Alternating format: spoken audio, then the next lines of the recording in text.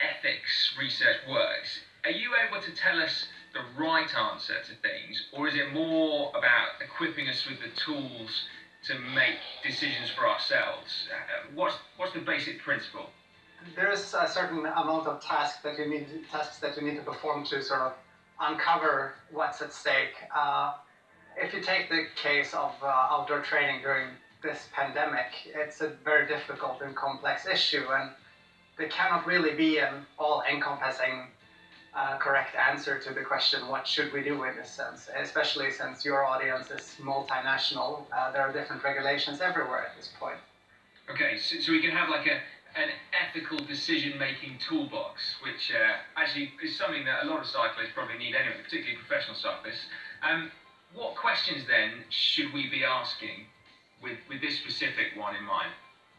Right, so there are various ways we can structure this. I mean, there are many frameworks. I think to make it easy to sort of remember, there's one way you can structure it through the sort of classic 5 W's: who, what, when, where, and why.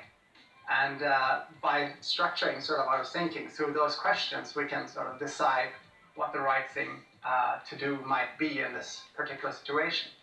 If we take the first W, that is who, you need to ask yourself, who are you? And not in an existentialist or philosophical way, who am I truly, or anything like that, but rather, what are your needs?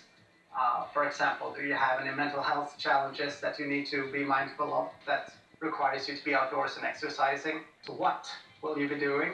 There's the question of what exactly are you going to do? Are you going to train outside or inside? It's a fundamental question in these times.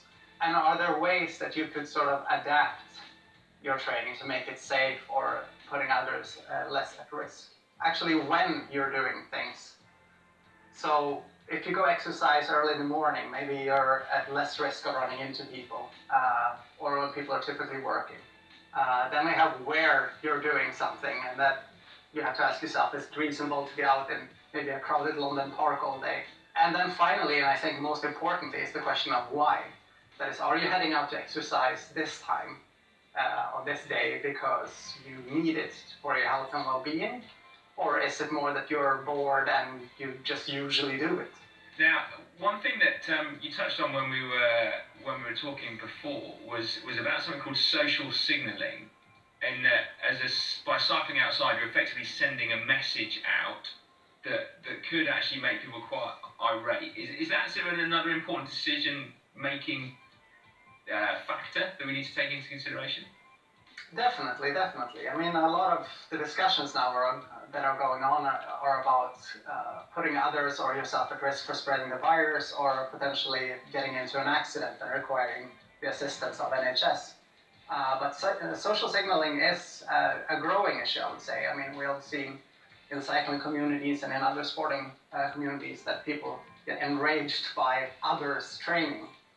And I think one of the things that we need to consider in this case, and I touched upon it a little bit when I discussed where you're exercising, and there is something that you're signaling by, for example, going training somewhere else, if that you care less about people in that area, for example, about spreading the virus over there.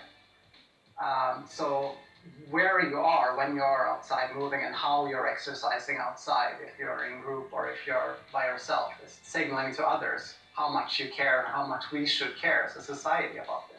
Great stuff. Right, thank you very much, David. That's it's been absolutely fascinating, and I think there's something there that we can all take back from that one. I will now remove my science glasses at the end of this call.